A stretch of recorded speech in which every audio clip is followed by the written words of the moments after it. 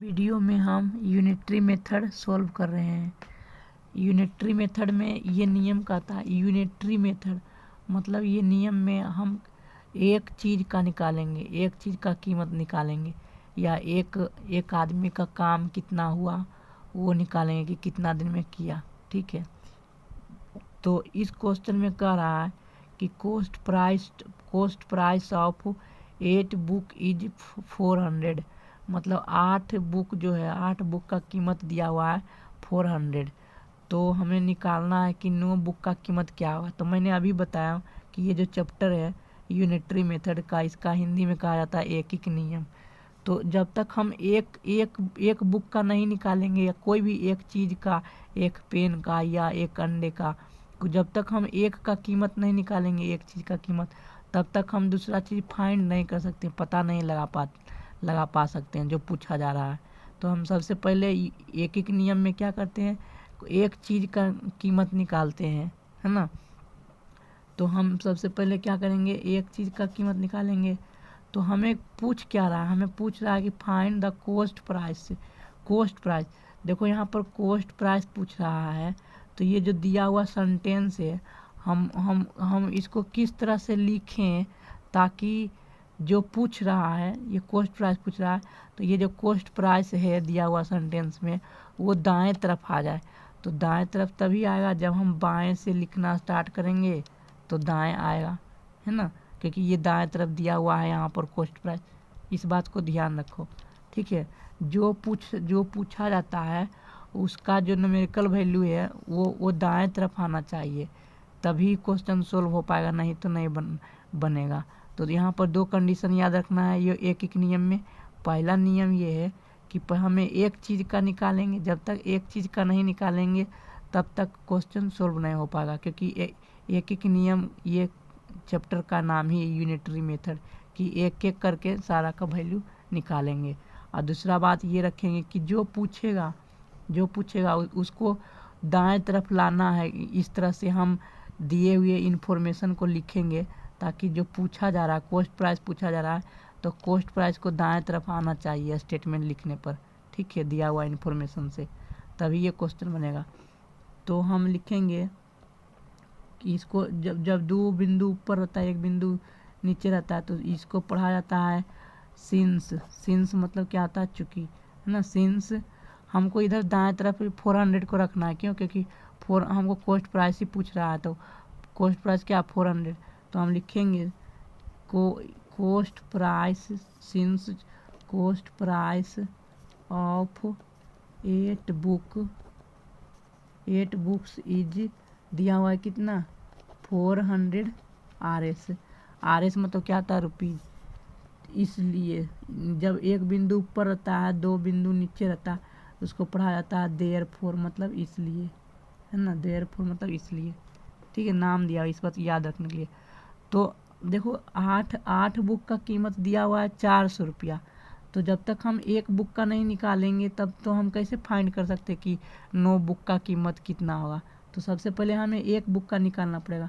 तो जब हम इस तरह से डबल यहाँ कॉमा लगाते हैं, तो ये मतलब ये कॉस्ट लिखा हुआ है, यहाँ पर कॉमा लगाएंगे मतलब प्राइस लिखा हुआ है, इस तरह से यहाँ पर कॉमा लगाएंगे मतलब कि ऑफ लिखा हुआ है, ये जो ऑफ है वो नीचे लिखा गया, ये प्राइस जो है वो नीचे लिखा गया, कॉस्ट जो है नीचे लिखा गया।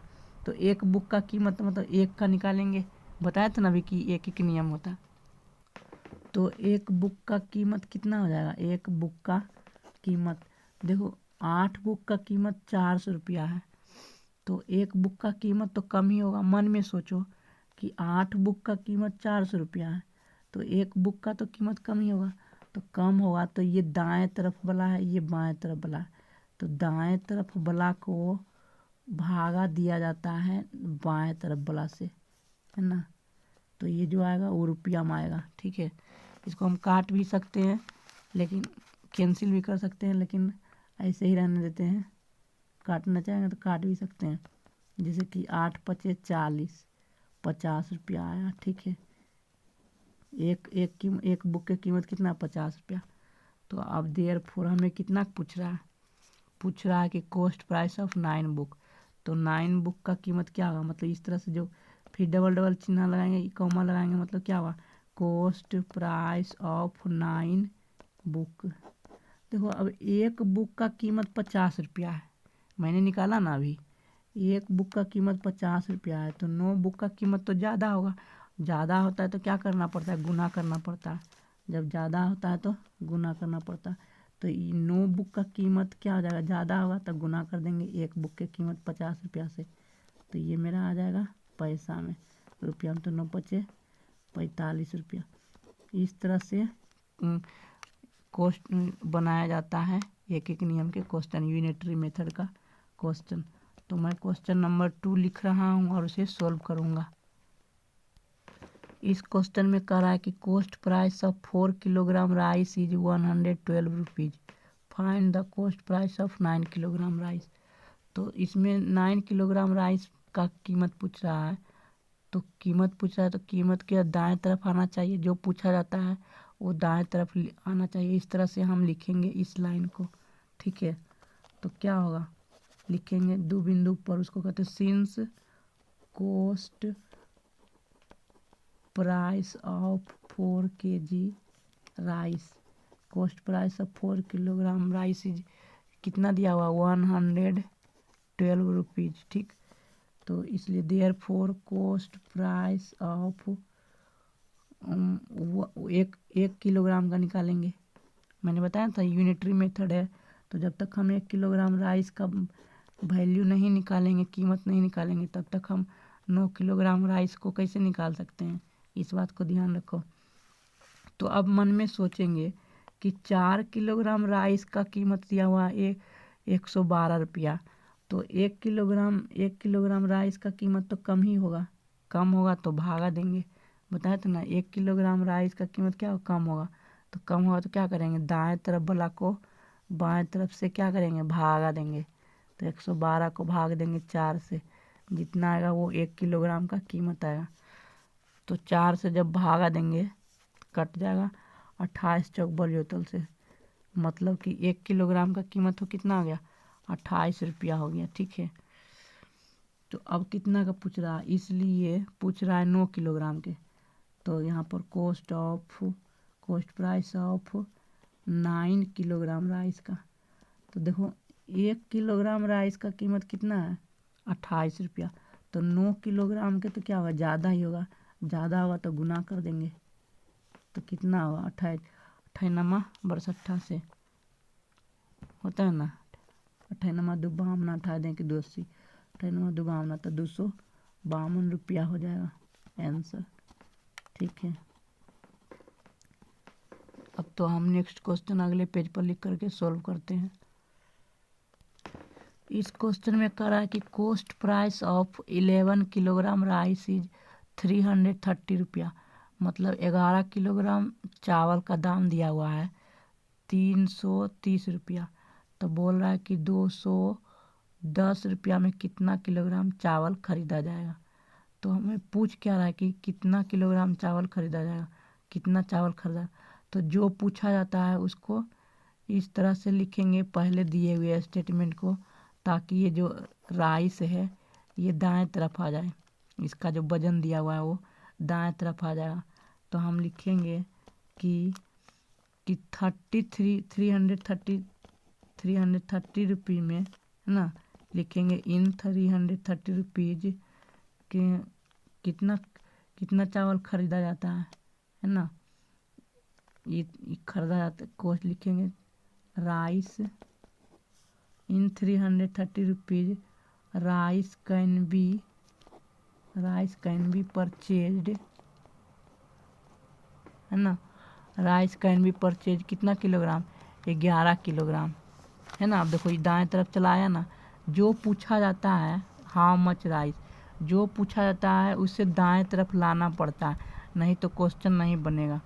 क्वेश्चन क्या कर रहा है, cost price of 11 kilogram rice, तो 11 किलोग्राम चावल के दाम 330 रुपया दिया हुआ था। तो हम इस तरह से लिख दिए कि इन 330 रुपीज़ 330 रुपया में चावल कितना खरीदा जाता है 11 किलोग्राम। तो 1 रुपया में कितना चावल खरीदा जाएगा, 330 रुपया हम लगाते हैं तब जाके 11 किलोग्राम चावल आता है।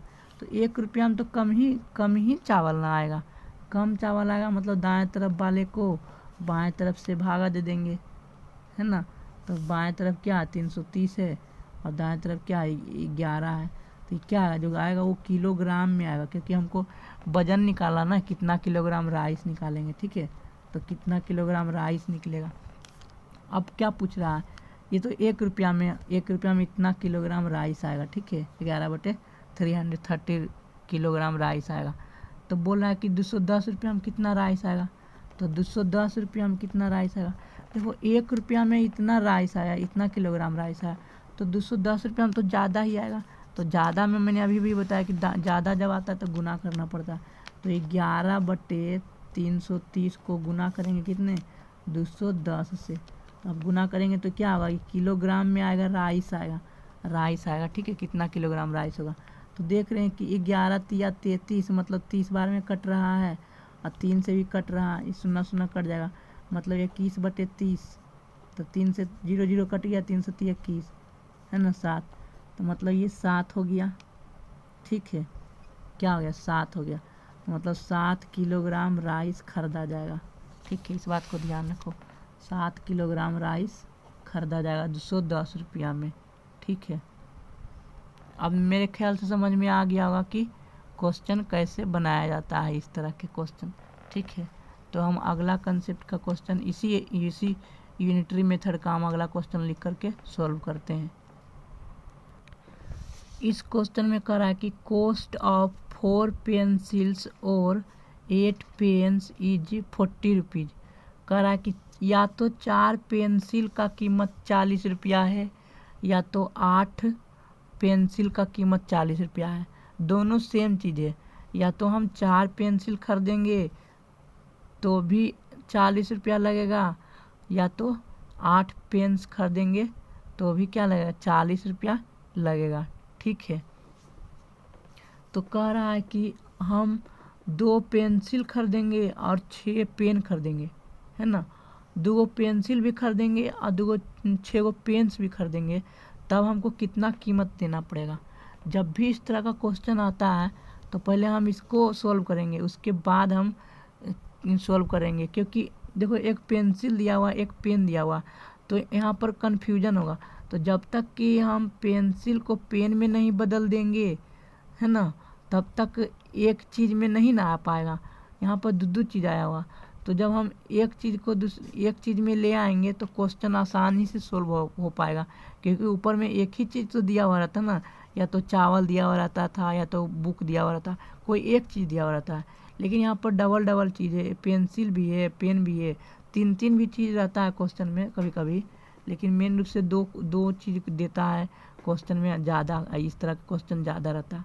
तो हम सबसे पहले पेंसिल को पेन के बराबर करेंगे, पेन के से एक संबंध बनाएंगे, रिलेशन बनाएंगे, ताकि हम 2 पेंसिल को हम पेन में बदल सकें। तो देखो क्या दिया हुआ है कि 4 पेंसिल के कीमत बराबर है 8 पेन के, तो लिखेंगे कि चूँकि 4 pencils is equal to 8 pens, ठीक है। 4 pencils is equal to 8 pens, तो 1 पेंसिल बराबर कितना हो जाएगा, 1 पेंसिल्स बराबर कितना पेन होगा, तो 8/4, क्योंकि देखो 4 पेंसिल बराबर 8 पेन होता है, तो 1 पेंसिल बराबर तो कम ही पेन होगा ना, तो भागा देंगे, दाएं तरफ वाला को भागा दिए बाएं तरफ से, तो बराबर में कितना आएगा 2 पेन होगा, ठीक है। 2 पेन्स, 1 पेंसिल बराबर क्या होगा 2 पेन, ठीक है। तो अब हमें पूछ क्या रहा है, हमें पूछ रहा है कि 2 पेन चाहिए और 6 पेन, 2 पेंसिल और 6 पेन खरीदेंगे ना, तो हम 2 पेंसिल को बदल देंगे पेन में, तो 6 पेन जोड़ देंगे तो टोटल पेन आ जाएगा, है ना। तो इसलिए हमको दो पेन ना पूछ रहा है, तो 2 पेंसिल ना पूछ रहा है, तो 2 पेंसिल्स बराबर कितना पेन होगा, 2 पेंसिल्स बराबर कितना पेन होगा, 1 पेंसिल्स बराबर 2 पेन होता, तो 2 पेंसिल्स बराबर क्या होगा, 2 को ही गुना कर देंगे इस 2 के साथ, मतलब 4 पेन्स हो जाएगा। 4 पेन ये हो गया 2 पेंसिल बराबर, और 6 पेन इधर खरीद रहा है, तो कुल मिलाकर 6×4 10 पेन खरीदा जा रहा है ना, क्योंकि 2 पेंसिल खरीद रहे हैं और प्लस में 2 पेंसिल खरीद रहे हैं, और एंड के मतलब प्लस हो गया, है ना। 2 पेंसिल खरीद रहे हैं और 6 पेन खरीद रहे हैं, ठीक है, 6 पेन खरीद, तो 2 पेंसिल बराबर क्या है, 4 पेन है ना, 4 पेन और ये 6 पेन, तो कितना पेन हो गया, मतलब 10 पेन हो गया, 10 पेन हो गया। तो 10 पेन का हम कीमत निकालेंगे, ठीक है, 10 पेन का कीमत निकालेंगे, है ना। तो यहाँ पर दिया हुआ है ना, cost price of 8 pencil pen, cost price of 8 pens is equal to 40। तो हमको फाइंड करना, find the cost of 2 pencil and 6 pens, मतलब इसका यही मतलब हुआ, 2 पेंसिल एंड 6 पेन्स का मतलब यही हुआ कि हमको 10 पेन का निकालना है, क्योंकि मैंने बदल दिया हूँ ना, अब तो मैं 10 पेन्स में बदल दिया हूँ, तो अब कोई दिक्कत नहीं है, मतलब यही हमको निकालना है। दिया हुआ है कि 8 कलम की कीमत 40 रुपया, तो हमको निकालना है 10 पेन का कीमत, है ना। 10 पेन का कीमत निकाल देंगे, मतलब कि 2 पेंसिल्स और 6 पेन्स के बराबर जो है वो हम कीमत निकाल लेंगे। तो इसी तरह से निकालेंगे जैसे मैंने अभी बताया कि दिया हुआ है कि चूँकि सिंस कॉस्ट प्राइस कितना का दिया हुआ, कॉस्ट प्राइस ऑफ 8 पेन्स का, 8 पेन्स का दिया हुआ है कितना, 40 रुपीज़, इसलिए कॉस्ट प्राइस एक पेन के तो कम ही होगा, तो 40 को भागा दे देंगे 8 से। अब हमको कितना पूछ रहा है, 10 पेन के, तो 10 पेन बराबर कितना हो जाएगा, 10 पेन के, एक पेन के 5 रुपया हुआ, तो 10 पेन के क्या हो जाएगा, 10 से मल्टीप्लाई कर देंगे, मतलब 50 रुपया हो गया, ठीक है ना, आंसर 50 रुपया हो गया। 2 पेंसिल और 6 पेन खरीदेंगे तो हमको 50 रुपया देना पड़ेगा, ठीक है, ये हो गया। तो अब नेक्स्ट क्वेश्चन मैं अगला पेज पर लिख करके सॉल्व करता हूँ। इस क्वेश्चन में करा कि cost of 4 packets of pens is 200 rupees, है ना। करा कि पेन का 4 पैकेट है ना, पेन वाला कितना पैकेट है, 4 पैकेट पेन है, तो 4 पैकेट पेन का कीमत 200 रुपया है। तो करा कि find the cost of 6 pens, 6 कलम की कीमत क्या होगा यदि प्रत्येक पैकेट में 10 पेन रहता है। एक पैकेट में 10 पेन रहता है तो 4 पैकेट हम खरीदें, एक पैकेट में 10 पेन है तो 4 पैकेट खरीदें, तो 4 पैकेट में कितना हो जाएगा, है ना, 4 पैकेट में 40 कलम हो जाएगा ना। लिखेंगे चूँकि 1 पैकेट कंसिस्ट 10 पेन्स, तो 4 पैकेट में कितना पेन हो जाएगा, 4 पैकेट में कितना पेन होगा, 4 गुने 10, ठीक है, मतलब कि 40 पेन, और 40 पेन का कीमत 200 रुपया दिया हुआ है, यही ना समझ में रहा है ना। 40 पेन के 4 पैकेट की कीमत 200 रुपया है, मतलब, और 4 पैकेट में कुल कितना कलम है, 40 कलम है ना। तो 40 कलम की कीमत कितना दिया हुआ, 200 रुपया, तो हमको 6 कलम की कीमत निकालना है। तो लिखेंगे कि since cost price of 40 pens, cost price of 40 pens कितना दिया हुआ, 200 रुपया, 40 कलम की कीमत कितना है, 200 रुपया है। तो हमको निकालना 6 कलम का, तो पहले हम 1 कलम के निकालेंगे, कॉस्ट प्राइस ऑफ 1 पेन के, 40 कलम की कीमत 200 रुपया, तो 1 कलम की कीमत तो कम ही होगा, तो दाएं तरफ वाला को क्या करेंगे, बाएं तरफ वाला से भाग दे देंगे, तो इतना रुपया लगेगा 1 कलम की कीमत, ठीक है। इसलिए अब पूछ कितना कर रहा है, 10 कलम की कीमत, तो कॉस्ट प्राइस ऑफ 10 पेन के, देखो एक कलम की कीमत, एक कलम की कीमत हुआ 200/40, मतलब कम ही हुआ, तो 10 पेन का कीमत तो ज़्यादा होगा, तो ज़्यादा में क्या करेंगे, गुना करेंगे, तो ये 1 कलम की कीमत है, इसमें गुना कर देंगे 10 से, तो निकल जाएगा, तो 10 गुना 200/40, तो इतना रुपया लगेगा। तो 1 शून्य इधर कट गया, 4 से काटेंगे 200, तो 50 बार में 50 चौका 200, तो मतलब कि 10 कलम का कीमत कितना हो गया, 50 रुपया, ठीक है, 10 कलम की कीमत कितना हो गया, 50 रुपया। ये आंसर हो गया। लेकिन पूछ रहा था 6 कलम की कीमत, सॉरी पूछ रहा था 6 कलम का ना, तो हम गलती से निकाल दिए। 6 कलम का पूछ रहा था, तो 6 गुना 20 200/40 होगा। 100 ना इधर कटा है, 4 पचे 20, 6 पचे 30 रुपया आएगा। 6 कलम का पूछ रहा था, ठीक है। 6 कलम के इधर से यहाँ कटेंगे, 4 पचे 20 कट जाएगा 5 बार में, 5 बार में तो 6 पचे 30 रुपया, ठीक है। 30 रुपया होगा 6 कलम का कीमत। अब हम नेक्स्ट क्वेश्चन लिख करके सॉल्व करते हैं। इस क्वेश्चन में कह रहा है कि cost price of 66 pencils is 198 rupees, मतलब 198 रुपया है। 66 पेंसिल का कीमत 198 रुपया है। तो बोल रहा है कि 3 दर्जन पेंसिल का कीमत क्या होगा। 3 दर्जन पेंसिल, 3 दर्जन पेंसिल का कीमत क्या होगा, है ना। तो देखो एक ये पेंसिल में ही दर्जन में है, तो जब तक कि हम इस दर्जन को पेंसिल में नहीं बदलेंगे तब तक हम ये नहीं निकाल पाएंगे, है ना। क्योंकि हमको 3 दर्जन पेंसिल निकालना के कीमत निकालना है, और यहाँ पर पेंसिल में कीमत दिया हुआ, दर्जन में कीमत थोड़ी दिया हुआ, ये पेंसिल का कीमत दिया हुआ। तो हमको भी पेंसिल में जब कीमत दिया हुआ है तो इसको भी पेंसिल में बदलेंगे तभी तो बनेगा। अगर जो दर्जन में दिया रहता तो दर्जन में बदलना पड़ता, लेकिन यहाँ पर पेंसिल में दिया हुआ है कीमत, तो इसको भी पेंसिल में बदलना पड़ेगा। तो हम जानते हैं कि चूँकि 1 डजन बराबर होता है 12, है ना। कोई भी 1 डजन पेंसिल बराबर क्या होगा, 12 पेंसिल होगा, 12 पेंसिल्स होगा, है ना। 1 डजन पेंसिल, तो 3 डजन पेंसिल का कीमत 3 डजन बराबर कितना होगा, 12 गुने 3 पेंसिल, मतलब 36 पेंसिल, 36 पेंसिल होगा, है ना। 36 पेंसिल हो गया। तो हमें 36 पेंसिल का कीमत निकालना है, इस बात को ध्यान रखो। 66 पेंसिल का कीमत दिया हुआ 198 रुपया, तो 3 डजन पेंसिल मतलब 36 पेंसिल, 36 पेंसिल का कीमत निकालना है। तो हम लिखेंगे कि since cost price of 66 pencil बराबर कितना दिया हुआ, 198 रुपीज़, ठीक है। इतना तक देयरफॉर कॉस्ट प्राइस ऑफ, एक के निकालेंगे, जब तक एक के नहीं निकालेंगे तब हम आगे कैसे बढ़ पाएंगे।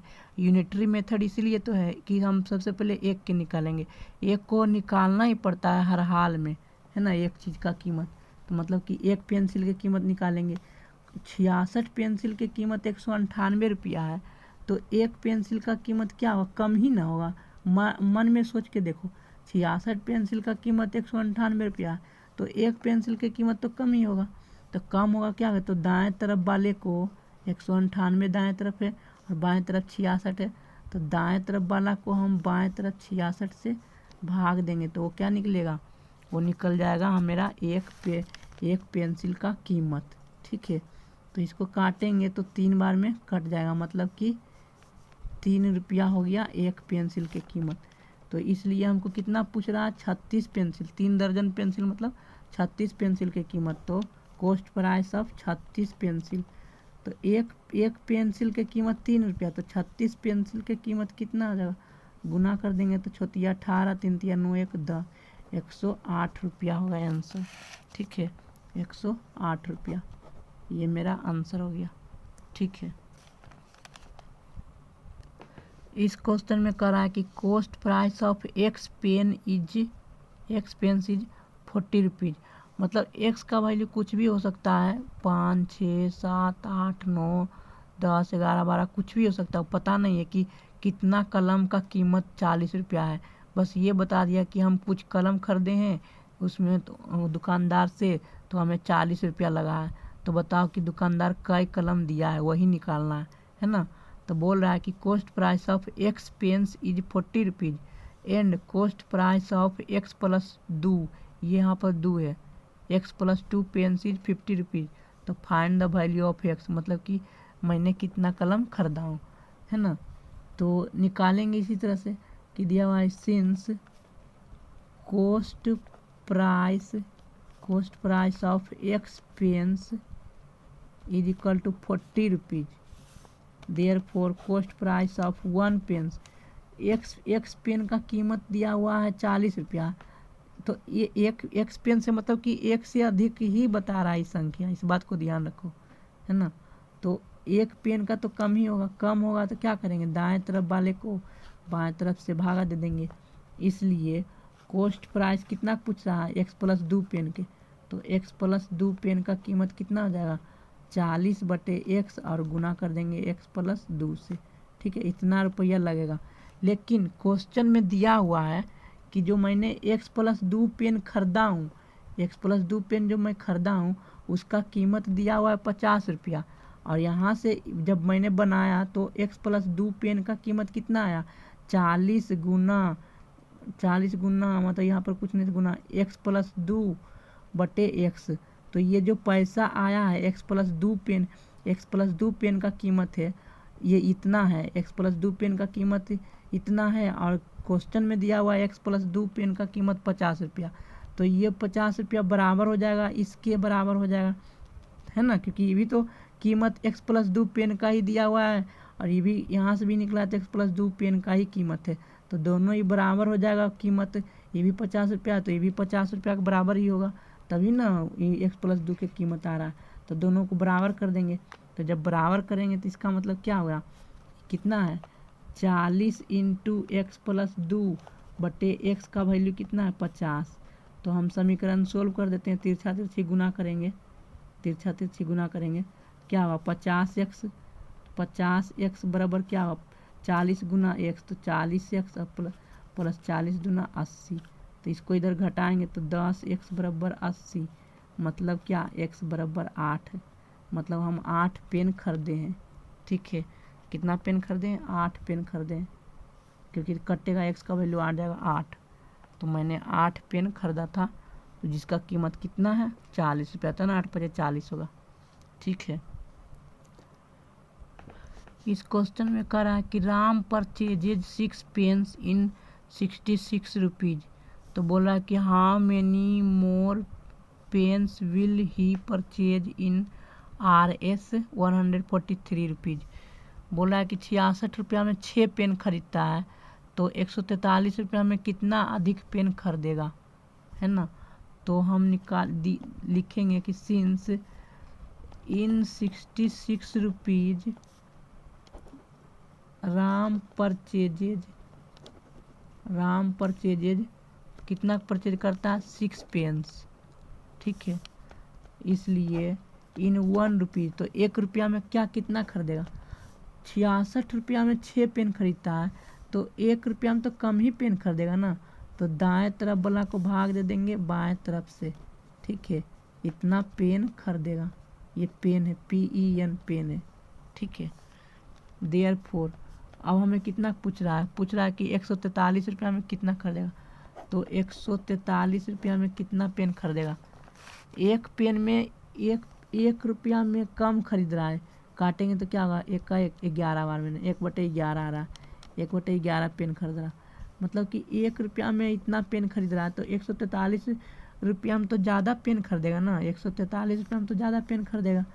तो ये जो 1/11 पेन आया है, 1/11 पेन आया है, उससे ज़्यादा पेन खरीदेगा, तो 143 रुपया में, तो 143 से क्या करेंगे गुना कर देंगे, मतलब इतना पेन वो खरीदेगा, ठीक है। तो वैल्यू कितना आ रहा है, इसको काटेंगे 11 से तो 13 बार में कट जाएगा, मतलब 13 पेन खरीदेगा, 143 रुपया में 13 पेन खरीदेगा। तो अब 6 पेन खरीद चुका था, तो कितना अधिक पेन खरीदेगा, तो 13 में से 6 गया 7 पेन अधिक खरीदेगा, पहले के तुलना में वो 7 पेन क्या ज़्यादा खरीदेगा, है ना, 7 पेन ज़्यादा खरीदेगा पहले के तुलना में 143 रुपया में, ठीक है। इस क्वेश्चन में कह रहा है कि 4 आदमी 4 mens can do a piece of work in 32 days, 4 आदमी किसी काम को 32 दिन में करता है, तो बोल रहा है कि 8 आदमी उसी काम को कितना दिन में करेगा। ठीक है, तो ये भी यूनिटरी मेथड का ही क्वेश्चन है कि दिन पूछ रहा है ना, तो दिन को हम लिखेंगे दाएं तरफ करेंगे, लिखेंगे since 4 man can do a piece of work, कितना दिन में कर रहा है 32 डेज में। ठीक है, इसलिए 1 मैन, देखो 4 आदमी एक काम को 32 दिन में करता है, तो एक आदमी अकेले क्या करेगा, कम ही दिन में न करेगा। एक आदमी अकेले क्या करेगा, एक आदमी अकेला क्या ज़्यादा दिन में करना पड़ेगा ना उस काम को। 4 आदमी है तो जल्दी जल्दी 32 दिन में कर दिया, लेकिन एक अकेले आदमी कहेंगे कि दीवार को तोड़ते रहो तो क्या ज़्यादा समय लगेगा ना, है ना, क्योंकि एक ही आदमी है, अकेला है, तो ज़्यादा समय लगेगा। तो क्या करेंगे, दोनों को गुना कर देंगे, मतलब 4 गुना 32 कर देंगे, 4 गुना 32, इतना दिन लगेगा। अकेले बेचारा कितना करेगा, धीरे धीरे करेगा, ज़्यादा दिन लेगा। लेकिन 8 आदमी है तो 8 आदमी क्या हुआ, एक आदमी के तुलना में तो जल्दी कर देगा। एक आदमी करता है इतना दिन में, तो 8 आदमी तो जल्दी कर देगा। तो जल्दी करने के लिए क्या कर देंगे, भागा करेंगे ना, क्योंकि जल्दी कर देगा। तो ये दाएं तरफ वाला को बाएं तरफ के 8 से भागा दे देंगे, तो 8 चौक 32, मतलब 4 चौक 16 दिन में काम कंप्लीट कर देगा। 4 चौके 16 दिन में वो काम को कंप्लीट कर देगा, क्योंकि आदमी 8 आदमी हो गया ना, तो 8 आदमी हो गया तो काम जल्दी हो जाएगा, तो 16 दिन में कंप्लीट कर देगा। तो हम इस वीडियो को यहीं पर समाप्त करते हैं, इस लेक्चर को।